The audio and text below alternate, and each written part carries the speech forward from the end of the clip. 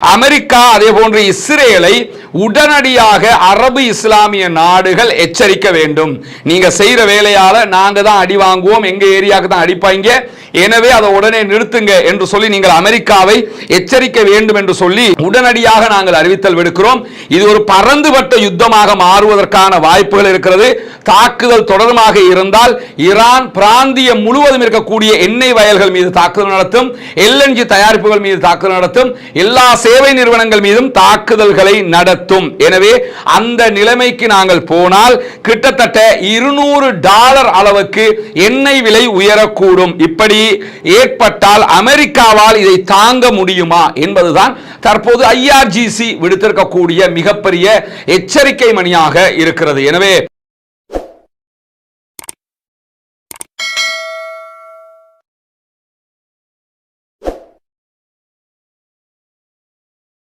பேரன்பிற்கினிய சகோதர சகோதரிகளே, நம் அனைவர் மீதும் ஏக இறைவனுடைய அமைதியும் கருணையும் உண்டாகட்டுமாக என்கிற பிரார்த்தனைகளோடு தொடர்ந்தும் ஈரான் மீது அமெரிக்க இஸ்ரேலிய தாக்குதல்கள் உச்சமாக தொடர்கிற அதே நேரம் ஈரானும் இஸ்ரேல் மீதும் அமெரிக்காவினுடைய இராணுவ தளங்கள் மீதும் பதிலடி தாக்குதல்களை உச்சமாக வழங்கி கொண்டிருக்கக்கூடிய சூழலை நம்ம பார்த்து வர முடிகிறது. நேற்றைய தினம் ஈரானுடைய பெட்ரோலியம் சார்ந்த எண்ணெய் சுத்திகரிப்பு நிலையங்கள் மீது மிக கடுமையான தாக்குதல்களை இஸ்ரேலிய அமெரிக்க ஆக்கிரமிப்பு ராணுவங்கள் நடத்தியிருந்த நிலையில அதற்கு பதிலடியாக ஈரானும் உடனுக்குடன் ஹைஃபாவில் இருந்த இஸ்ரேலுடைய எல்லைக்குள்ள இருந்த மிகப்பெரிய எண்ணெய் சுத்திகரிப்பு நிலையத்தின் மீது பதிலடி தாக்குதல்களை வழங்கி இருக்கிறது. இப்படியான சூழல்ல தான் எண்ணெயினுடைய விலைகள் தொடர்ந்து அதிகரித்து வருகிறது, அதிகரித்து உச்சம் தொடரக்கூடும் என்கிற அச்சமெல்லாம் தற்போது வெளியிடப்பட்டு வரக்கூடிய சூழல்ல தெஹ்ரானுடைய ஆயுதப்படைகள், குறிப்பாக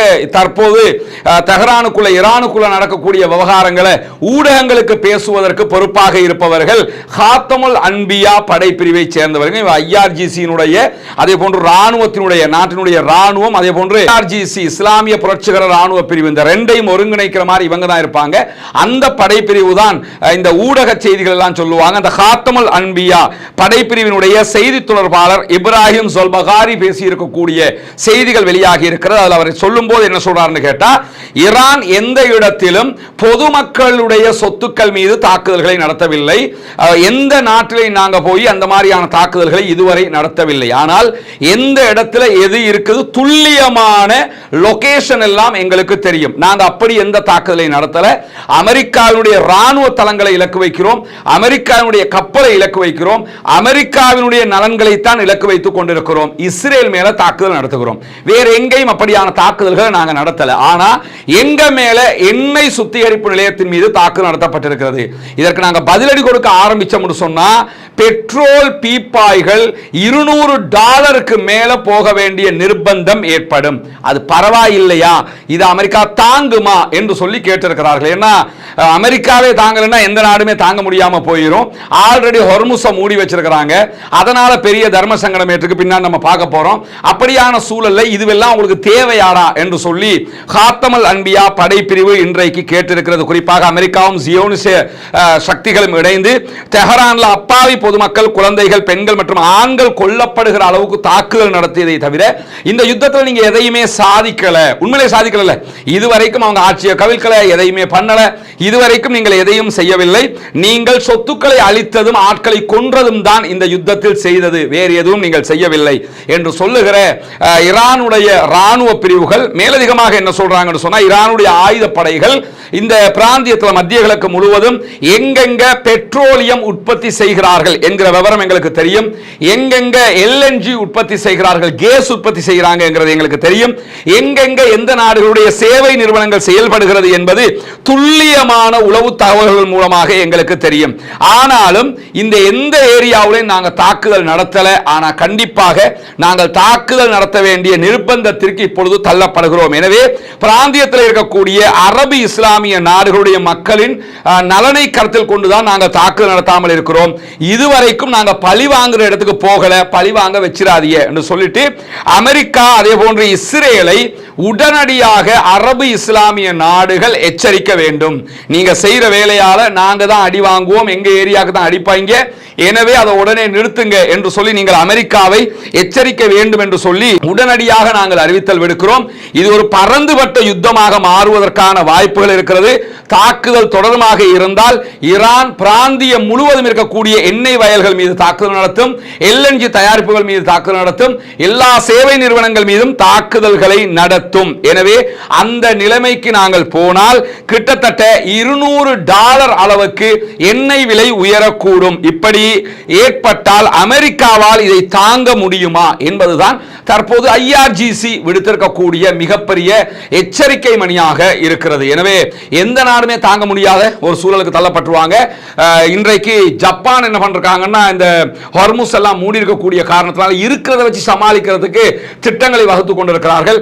நம்ம நாடு கூட இப்ப பெட்ரோலுக்கு அதே போன்று டீசலுக்கு எல்லாம் அடுத்தடுத்த விலை சூத்திரங்களை நியமிப்பதற்கான வாய்ப்புகள் இருக்கிறது என்கிற செய்திகள் எல்லாம் வெளிவந்து கொண்டிருக்கக்கூடிய சூழல்ல தான் ஈரானுடைய நாடாளுமன்ற சபாநாயகர் நேற்றைய தினம் பேசுகிற நேரத்தில் என்ன சொன்னார்னு கேட்டா, தெஹரான் ஈரான் எந்த சந்தர்ப்பத்திலும் யுத்த நிறுத்தத்தை கோரல அப்படிங்கிறாரு. யுத்தத்தை நிறுத்துங்கிறதெல்லாம் எங்க தேவை கிடையாது, இனி அது உங்க தேவை அப்படின்னு சொல்லக்கூடிய ஈரானுடைய நாடாளுமன்ற சபாநாயகர் முகமது பாகர் கலீபாப் ஞாயிற்றுக்கிழமை தெஹரான்ல இந்த தகவல்களை சொல்லி இருக்கக்கூடிய செய்திகள் வெளியாகி இருக்கிற அதே நேரத்தில் ஆக்கிரமிப்பாளர்கள் தண்டிக்கப்பட வேண்டும் என்பதுதான் எங்களுடைய நோக்கமே தவிர யுத்தத்தை நிறுத்தணும் எங்களுக்கு தேவையில்லை, வேணும்னா நீ நிறுத்திக்க அப்படின்னு சொல்லி மிக தெளிவாக சொல்லி இருக்கிறார். எந்த நாட்டில் இருந்தாவது எதிரிகள் எங்களை தாக்கினால் தெஹரான் தீர்க்கமான பதிலடியை அவர்களுக்கு கொடுக்கும் என்று சொல்லி இருக்கிறார். இந்த நிமிஷம் வரைக்கும் ஈரானுடைய கைதான் ஓங்கி இருக்கின்றது எல்லாருக்குமே தெரியும். ஈரான் பதிலடியை உச்சமாக எல்லா பகுதிகளிலும் கொடுத்து கொண்டிருக்கக்கூடிய சூழல்ல தான் தெஹரான்ல எரிபொருள் அதாவது பெட்ரோலியம் மீதான இஸ்ரேலுடைய தாக்குதலுக்கு பதிலடியாக IRGC ஹைஃபாவில் இருக்கக்கூடிய அவர்களுடைய எண்ணெய் உற்பத்தி நிலையங்கள் மேல தாக்குதல்களை நடத்தி இருக்கக்கூடிய சூழல்ல அரபு நாடுகளுடைய இந்த எண்ணெய் உற்பத்திகளுடைய நிலையும் தற்போது வெளியாகி இருக்கிறது. குறிப்பாக கத்தர் LNG தயாரிப்பை மார்ச் 4ஆம் தேதி முதலாக உடனடியாக நிறுத்தி இருக்கிறது. எனவே இது உலகத்தில் இருக்கக்கூடிய பல நாடுகளுக்கு மிகப்பெரிய பாதிப்புகளை உண்டாக்கி இருக்கிறது, பல கம்பெனிஸுக்கு பாதிப்புகளை உண்டாக்கி இருக்கிறது. தோராயமாக கத்தர்ல இருந்து உலகத்துக்கு தேவையான 20% LNG கேஸ் கத்தர்ல இருந்து தான் போய்கிட்டு இருக்குது. எனவே கத்தருடைய இந்த LNG தயாரிப்பு நிறுத்தம் என்பது உலகத்தையே ஸ்தம்பிக்க வைக்கக்கூடிய ஒரு நிலையாக மாறி இருக்கிறது. அதே போன்று குவைத் பெட்ரோலியம் விடுத்திருக்கக்கூடிய அறிவிப்பில் மார்ச் 7ஆம் தேதி முதலாக எண்ணெய் உற்பத்தியை குவைத்தும் குறைக்க தொடங்கி இருக்கிறது. காரணம், ஹார்முஸ் மூடி இருக்கிறதுனால ஹார்முஸால கப்பல்கள் போகாது, தயாரிச்சு விற்பனை பண்ணாம வச்சுக்கிட்டு இருக்கிற தேவை கிடையாதுங்கிறதுனால குறைச்சிக்கிட்டே வர்றாங்க. அபுதாபியினுடைய தேசிய எண்ணெய் நிறுவனம் விடுத்திருக்கக்கூடிய செய்திகளை மார்ச் 7ஆம் தேதி முதல் நாங்களும் எண்ணெய் உற்பத்தியை குறைத்திருக்கிறோம், எங்களுடைய எண்ணெய் வயல்களுடைய எண்ணெய் உற்பத்தி அளவை நிர்வகிக்க முடிவு செய்திருக்கிறோம் என்கிற செய்திகளை எடுத்திருக்கிறார்கள். இது மட்டுமல்லாமல் ஒரு முக்கியமான உலகளாவிய எண்ணெய் சேமிப்பு பதுங்குகுழியாக இருக்கக்கூடிய மையம் தான் UAE இருக்கக்கூடிய புஜைரா துறைமுகத்தோடு ஒட்டிய பகுதி. இங்கதான் எல்லா நாடுகளும் சுத்திகரிக்கப்பட்ட எண்ணெயை கொண்டு சேவ் பண்ணுவாங்க, சேமிச்சு வச்சு மற்ற நாடுகளுக்கு அனுப்பக்கூடிய ஒரு முக்கியமான இடமாக அதை வச்சிருக்கிறாங்க. அந்த புஜைரா மேலையும் தாக்குதல் நடத்தப்பட்டிருக்கிறதுனால தற்போது அங்கும் சேமித்து வைப்பதற்கு பல நாடுகள் அச்சப்படக்கூடிய சூழல் உருவாகி இருக்கிறது. அதை தாண்டி OPEC இருக்கிறாங்களா இல்லையா, அதாவது எண்ணெய் உற்பத்தி நாடுகளுடைய கூட்டமைப்பு. இந்த கூட்டமைப்புல உலகத்தில் ஆக கூட எண்ணெய் உற்பத்தி செய்யறதுல 2ஆம் இடம் இருப்பது ஈராக். ஈராக்கை ஆக்கிரமிச்சாங்க தெரியுதா, இதுக்கு தான் ஆக்கிரமிச்சாங்க. உலகத்தில் 2ஆம் இடம் ஈராக்கு இருக்கிறது. ஈரான் உலகத்தில் 9வது இடத்தில் இருக்கிறது. பெட்ரோல் தயாரிப்பில் LNG தயாரிப்பில் ஈரான் 3ஆம் இடத்தில் இருக்கிறது. இப்படியான சூழல்ல சிக்கி தவித்துக் கொண்டிருக்கிறது ஈராக் என்கிற செய்திகள் வெளியாகி கொண்டிருக்கிறது. இந்த ஹார்முஸ் ஜலசந்தி வழியாக கச்சா எண்ணெய் ஏற்றுமதி செய்ய முடியாத காரணத்தினால சமீபத்திய நாட்களில் 70% எண்ணெய் உற்பத்தி சரிந்திருக்கிறது ஈராக்குக்குள்ள. பெட்ரோலியம் ஏற்றுமதி செய்யக்கூடிய ஏற்கனவே நம்ம சொன்ன மாதிரி OPECல மிகப்பெரிய 2வது ஏற்றுமதியாளராக ஈராக் இருக்கக்கூடிய நிலையில ஒரு நாளைக்கு 1.5 மில்லியன் பீப்பாய்களை தயாரிப்பதை குறைத்திருக்கிறது ஈராக் என்கிற செய்திகள் வெளியாகி இருக்கிறது. ஆல்ரெடி ஈராக்கினுடைய குர்திஸ்தான் பகுதிகளில் இருக்கக்கூடிய பல நிறுவனங்கள் முன்னெச்சரிக்கையாக எண்ணெய் உற்பத்தியை நிறுத்தி இருக்கிறாங்க. இந்த பகுதிகளில் குழாய் வழியாக மாத்திரம் ஒரு நாளைக்கு 2 லட்சம் பீப்பாய் எண்ணெய்கள் டர்க்கிக்கு போய் கொண்டிருக்குது. ஈராக்ல இருந்து துருக்கிக்கு பைப்லைன் ஊடாக ஒரு நாளைக்கு 2 லட்சம் பீப்பாய் பெட்ரோலியம் அனுப்பப்படுகிறது. இப்ப அதெல்லாத்தையுமே குறைச்சிருக்கிறாங்க. ஏன்னா எந்த டைம்ல எது நடக்கும் தெரியல. எனவே ஈரானுடைய எச்சரிக்கை என்பது ரொம்ப பயங்கரமானது. அவங்க இதுவரைக்கும் நாங்க நடத்திய தாக்குதல்கள் கப்பல்கள் மேலதான் நடத்துறோம். அடுத்ததாக எண்ணெய் உற்பத்தி வயல்கள் மேலேயே தாக்குதல்கள் நடத்துவோம். அதை தாண்டி பைப்லைன் மேலே எல்லாம் தாக்குதல்களை நடத்துவோம். இப்படி தாக்குதல் நடத்தினால் எண்ணெயினுடைய விலையும் உயரும், தயாரிக்கோ முடியாமல் போய்விடும். எல்லா நாடுகளும் பொருளாதாரத்தில் அதல பாதாளத்துக்கு போயிடும். எனவே உடனடியாக பேசி யுத்தத்தை நிறுத்தது உங்க வேலை என்று சொல்லி இன்றைக்கு IRGC மாபெரும் எச்சரிக்கையையும் விடுத்திருக்கிறார்கள் என்கிற செய்திகள் இன்றைக்கு வெளியாகி இருக்கிறது. பொறுத்திருந்து பார்ப்போம் என்னவெல்லாம் நடக்கிறது என்பதை. தொடர்ந்தும் இந்த யுத்தம் தொடர்பான செய்திகளை உங்களுக்கு உண்மை செய்திகளை கொண்டு வந்து தருவதற்கு தயாராக இருக்கிறோம். அந்த செய்திகளை உடனுக்குடன் அறிந்து கொள்வதற்காக ரஸ்மின் மயசின் நியூஸ் மற்றும் ரஸ்மின் டாக்ஸ் ஆகிய 2 சேனல்களையும் சப்ஸ்கிரைப் செய்து கொள்ளுங்கள். பெல் ஐகானையும் கிளிக் பண்ணிக்கிறங்க. உடனுக்குடனே உங்களுக்கு அந்த செய்தி வந்து சேர்ந்துவிடும். முன்னால் தெரிகிற ஸ்கிரீன்ஷாட்ல ரஸ்மின் மயசின் நியூஸ் என்கிற நம்முடைய மெயின் சேனலுடைய போட்டோ உங்களுக்கு காண்பிக்கப்படுகிறது.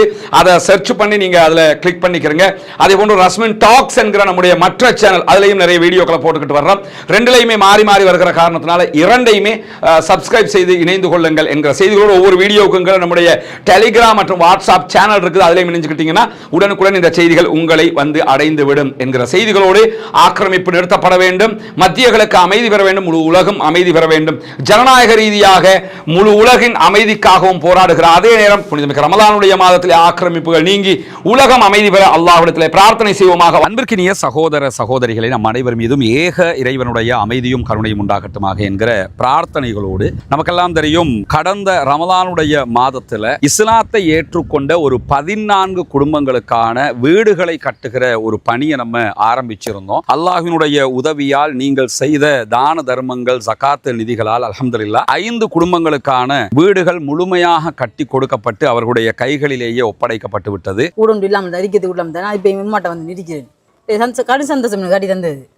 இது உங்களோட வீடு. இனி பௌமி வேலை நடக்குதாண்டெல்லாம் பார்க்க வர மாட்டார். வேலையெல்லாம் முடிச்சிட்டோம் நாங்க. சரிதானே? உங்களுக்கு எப்படிமா சந்தோஷமா? நிறைய பேருக்கு உதவி செஞ்சிருக்காங்க. அவங்களுக்கு என்ன சொல்ல நினைக்கிறீங்க?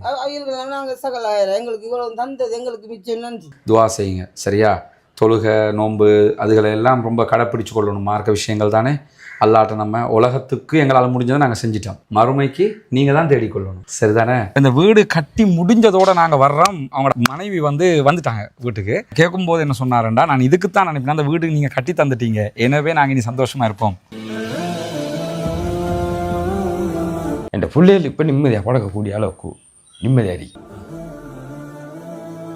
அல்லாஹ் அவங்களோட எண்ணங்களை பேசாக்குவான் இன்ஷா அல்லாஹ். ரொம்ப மகிழ்ச்சியான தருணங்களாக அந்த தருணங்கள் இருந்தது. காரணம் என்னன்னா, இஸ்லாத்தை புனிதமிக்க வாழ்க்கை நெறியாக அவர்கள் ஏற்றுக்கொண்டிருக்கிறார்கள். ஏற்றுக்கொண்டவர்களுக்கு ஒரு வாய்ப்பாக அவர்களுடைய வறுமை நிலையை போக்கும் விதமாக இந்த சந்தர்ப்பம் அமைந்திருந்தது. அந்த அடிப்படையில் மீதமுள்ள 9 குடும்பங்களுக்கான வீடுகளை கட்ட வேண்டிய தேவை நமக்கு இருக்கிறது. நம்ம ஒட்டுமொத்தமாக கோடிக்கணக்கில் காசை கொண்டு வந்து வச்சு இந்த பணிகளை பண்றது இல்லைங்கிறது உங்களுக்கு தெரியும். நம்முடைய வீடியோவை பார்க்கக்கூடிய மக்களுக்கு கன்வே பண்றோம். அந்த மக்கள் தரக்கூடிய பொருளாதாரத்தை கொண்டுதான் இந்த வேலைகளை நம்ம செஞ்சுக்கிட்டு இருக்கிறோம். குறிப்பாக இந்த பணிகளுக்காக 100 ரூபாய் 200 ரூபாய் 500 ரூபாய் 1000 ரூபாய் என்று சின்ன சின்ன தொகைகளை கூட தந்து உதவிய பெருமனது கொண்ட சகோதர சகோதரிகளை நம்ம பார்த்திருக்கிறோம். அதே மாதிரி லட்சங்களில் உதவி செய்த சகோதர சகோதரிகளையும் பார்த்திருக்கிறோம். ஒவ்வொருத்தருக்கு எவ்வளவு முடியுமோ அந்த அடிப்படையில் நமக்கு அதை தந்து உதவி இருக்கிறார்கள். அதன் அடிப்படையில் தான் 5 வீடுகள் கம்ப்ளீட்டடாக நம்ம கட்டி கொடுத்திருக்கிறோம் அல்ஹம்துலில்லாஹ். இப்போது நம்ம இருக்கக்கூடிய இந்த பகுதிகளில் 4 வீடுகள் கட்டுவதற்குரிய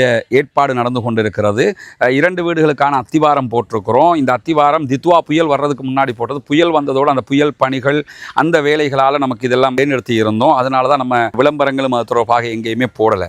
தற்போது புனிதமிக்க ரமலானுடைய மாதத்தை அடைந்திருக்கிறோம். நபிகள் நாயகம் ஸல்லல்லாஹு அலைஹி வஸல்லம் அவர்கள் காற்றை விட வேகமாக ரமலானிலே தர்மங்களை செய்வார்கள், தான தர்மங்களை அள்ளி கொடுப்பார்கள் என்கிற நபிமொழிகளை சஹீஹுல் புகாரி முஸ்லிம் உள்ளிட்ட நபிமொழி கிரந்தங்களில் நம்ம பார்க்கிறோம். ஏன்னா அவ்வளவு அதிகமாக ரசூலுல்லாஹ் தான தர்மங்களை செய்து கிடைக்கிறதையெல்லாம் கொடுத்து நன்மைகளை சேகரித்துக் கொள்வார்கள்.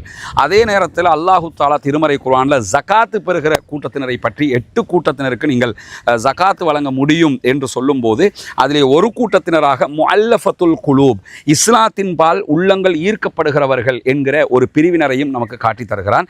எனவே இஸ்லாத்தை ஏற்றுக்கொள்ளுகிற சகோதரர்களுக்காக ஜகாத்து நிதிகளை கொடுக்க வேண்டியது கடமையாக இருக்கிறது. ரமலானுடைய காலத்திலே ஜகாத்துகளை கணக்கு பார்த்து ஏழை எளிய மக்களுக்கு கொடுக்குகிற சகோதரர்கள் இந்த பணிக்காகவும் ஒரு போர்ஷனை ஒதுக்குங்க. உங்களால் முடிஞ்ச ஒரு தொகையை முன்னால் தெரிகிற நம்முடைய ஹியூமனிஸ்ட் பீப்புள் ஆர்கனைசேஷன் என்கிற ஆர்கனைசேஷன் அக்கௌண்ட்டுக்கு நீங்கள் வைப்பிலிட முடியும். அதே நேரத்தில் வெளிநாடுகளில் இருக்கக்கூடிய சகோதரர்கள் இந்த குறித்த அக்கௌண்ட்டுக்கு வைப்பிலிட முடியாது என்று சொல்லுகிற போது அதில் முன்னாடி தெரிகிற என்னுடைய வாட்ஸ்அப் நம்பருக்கு நீங்கள் தொடர்பு கொள்ள முடியும். உங்களுக்கு எப்படி நீங்கள் பணம் அனுப்பணும் என்கிற வழிமுறைகளை நம்ம லீகலாக சொல்லித் தருவதற்கு கடமைப்பட்டிருக்கிறோம். எனவே நாமே ஆரம்பித்த பணி நாமே முடிக்க வேண்டும் என்கிற அடிப்படையில் நம்ம அத்தனை பேரும் சேர்ந்து 1000 ரூபா 2000 ரூபா லட்சங்கள் என்று எது நம்மளால் முடியுமோ அதை போட்டு இன்னும் ஒரு 9 வீடுகள் கட்டி முடிக்க வேண்டி இருக்கிறது. இந்த பணியில் அத்தனை பேரும் இணைந்து கொள்ளுங்கள். உங்களுடைய ஜகாத்து தான தர்மங்களை ரமலானுடைய காலத்திலே இதற்காக வழங்குங்கள். வாரி வழங்குகிற போது நாளை மறுமையிலே அல்லாஹு தஆலா உயர்தரமான ஜன்னத்துல் ஃபிர்தௌஸிலே உங்களுக்கான அழகான ஒரு வீட்டை தருவதற்கு காத்து கொண்டிருக்கிறான். ஏழை எளிய மக்களுக்காக உழைப்போம், அவர்களுக்காக கொடுப்போம். நாளை மறுமையில் நிரப்பமான கூலிகளை பெற்றுக்கொள்வோம். எனவே இதற்காக உதவி செய்யுங்கள் என்கிற பணிவான கோரிக்கையோடு முடித்துக் கொள்கிறேன்.